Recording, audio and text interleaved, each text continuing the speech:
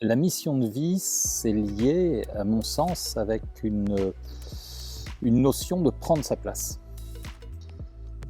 Parce qu'il ne s'agit pas simplement de savoir ce qu'on veut faire dans la vie, de dire ah ben moi j'aime la peinture, je vais être peintre, etc., etc. Ok, quelle place tu prends pour être peintre? Qu'est-ce qui te pousse à aller jusqu'à l'excellence, d'avoir une légitimité pour être peintre? Et je crois qu'il y a cette notion de syndrome de l'imposteur aussi dans prendre sa place. Et peut-être qu'il y a cette notion aussi de travailler sur peut-être les mémoires familiales. Si je prends mon cas personnel, moi j'avais un papa qui faisait un métier qu'il n'aimait pas vraiment, qui faisait un métier qu'on lui avait indiqué de faire. Il avait été obligé de le faire par son éducation, parce qu'il avait été élevé par un oncle qui lui a dit « si tu veux manger, tu travailles ». Et au départ, il voulait être technicien en télé, et en fait, il a été négociant en bestiaux. Et il a eu des réussites dans son métier, mais je crois qu'il s'en voulait de ne pas être assez épanoui. C'était quelqu'un d'assez malheureux.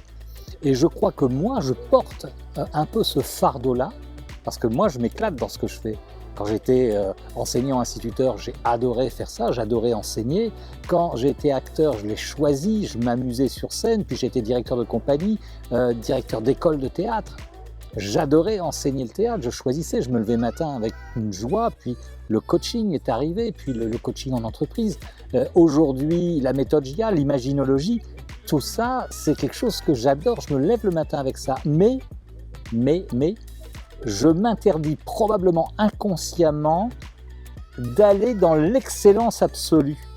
C'est peut-être pour ça que parfois j'ai du mal à vendre ce que je fais, parce que j'ai une retenue.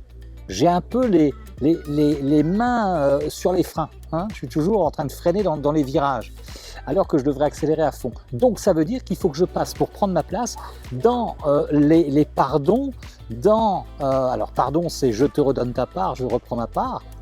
Mais je crois qu'avec papa, c'est vraiment ce que je fais depuis un moment et que je fais encore, et j'améliore les techniques en méthode JIA par rapport à ça, dans les relations harmonieuses, parce que ça va me permettre à un moment donné de m'épanouir et d'aller encore un peu plus loin.